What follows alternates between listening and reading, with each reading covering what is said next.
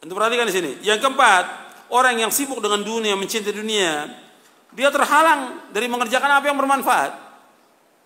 Antum lihat orang-orang yang sibuk kerja, sibuk dagang, sibuk usaha, dan cinta dia kepada dunia, nggak sempat dia. Untuk ngaji nggak sempat, untuk nuntut ilmu nggak sempat, untuk baca Al-Quran nggak sempat, untuk silaturahim kepada orang tuanya nggak sempat, untuk berbuat baik kepada istri anaknya juga nggak sempat. Sedikit sekali mereka kumpul dengan keluarganya, sibuk dengan kerjaan. Sudah kerja dari pagi sampai sore, pakai lembur lagi. Padahal itu juga nggak kaya-kaya, tetap segitu. Cuma yang dikorbankan apa? Pengajian dikorbankan, baca Quran dikorbankan. Bahkan ada yang sholat dikorbankan oleh dia. Sebelum subuh berangkat, sebelum subuh untuk ngejar kerjaan ini, untuk dagang sebelum subuh berangkat. Sholat subuhnya di mana? Kalau kita berangkat, umpamanya saya dari Bogor ya, ke Jakarta, sebelum subuh saya berangkat. Itu di tol ada musola.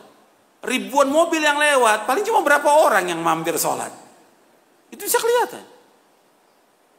Apa yang dikejar oleh mereka? Yang dikejar apa? Padahal nggak seberapa. Dunia seisinya nggak ada harganya sama sekali. Seandainya orang mendapatkan gaji 1 miliar, 1 miliar. Bukan 5 juta, bukan 10 juta. 1 miliar, nggak ada artinya apa-apa. 1 miliar, nggak ada artinya apa-apa. Atas 100 miliar dia punya uang, nggak ada artinya apa-apa. Makanya kita jangan terpesona dengan orang-orang kaya. Kita ini kadang-kadang sibuk melihat orang kaya, Masya Allah luar biasa. Nggak ada artinya apa-apa. Makanya kita ini kalau sudah tahu tentang hakikat dunia, kita akan menghormati orang-orang yang berilmu. Kita menghormati orang-orang yang taat kepada Allah. Kita mencintai mereka, bukan menghormati orang-orang kaya. Orang kaya nggak ada artinya apa-apa.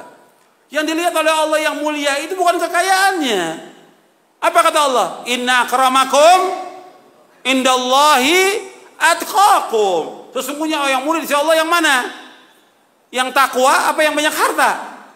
Yang takwa. Bukan yang banyak harta, bukan yang punya kedudukan jabatan. Kedudukan jabatan sebentar.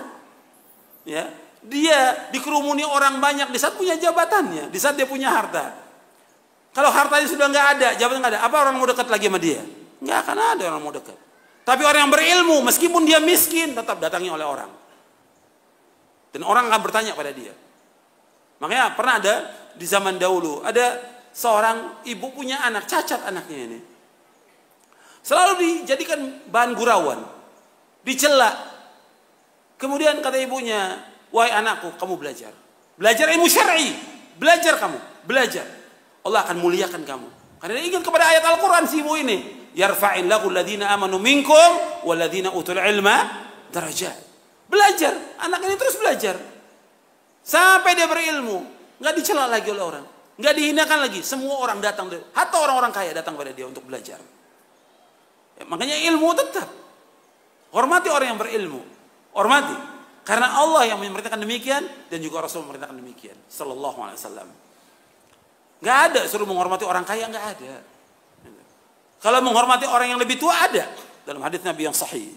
Tapi orang kaya nggak ada. Tapi kalau kita lihat, ya orang hormatnya luar biasa. Sama ustadznya salam nggak salam dia. La salam wala kalam. Sama orang kaya ketemu, masya Allah dipegang tangannya. Gimana Pak kabarnya? Baik.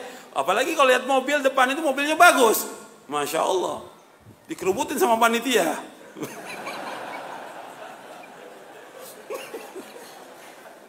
Allah musta'an. Jadi dilihat oleh manusia orang kaya. Orang kaya yang dilihat. Dan itu kenyataan semuanya. Hatta dalam pandangan sebagian ustadz juga ya. Yang dilihat orang kaya. Dalam Islam bukan orang kaya, orang yang bertakwa kepada Allah. Nggak ada nilainya orang kaya itu.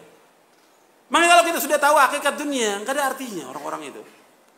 Dia ajak mereka untuk ngaji. Udah. Kita hanya mengajak mereka untuk ibadah kepada Allah. Sudah kita ajak mereka. Kalau mereka dari hartanya mau bantu masjid, mau bantu pondok, buat dia, bukan buat kita. Bukan buat pribadi kita, buat dia di akhirat pahalanya, bukan buat kita. Kita hanya mengajak. Tapi jangan kemudian kita dekati orang-orang kaya itu sampai kita tunduk pada mereka, jadi budaknya mereka. Nggak boleh dalam Islam. Banyak yang jadi budak, termasuk ustadz banyak yang jadi budak orang kaya. Bodoh. Gitu. Nggak boleh dalam Islam. Diajak mereka untuk ngaji, memahami tentang agama yang hak, agar mereka faham tentang Islam, melaksanakan Quran dan Sunnah. Sampai si ustadz nggak berani negor si orang kaya ini yang jelas melanggar syariat, berbuat maksiat. Karena apa? Uangnya dibeli hatinya dengan uangnya, nggak boleh dalam Islam. Makanya ingat, kita jangan sampai terhalang daripada akhirat ini dengan adanya orang-orang kaya. Saya kembali kepada yang tadi, kata Ibnu Qayyim, orang yang cinta dunia, dia sibuk dengan dunia, sibuk sudah luar biasa dengan dunia ini. Sehingga apa? Nggak sempat ngaji. Anda bisa lihat, bukan mereka nggak ada waktu hari Ahad ini libur, bukan mereka nggak ada waktu.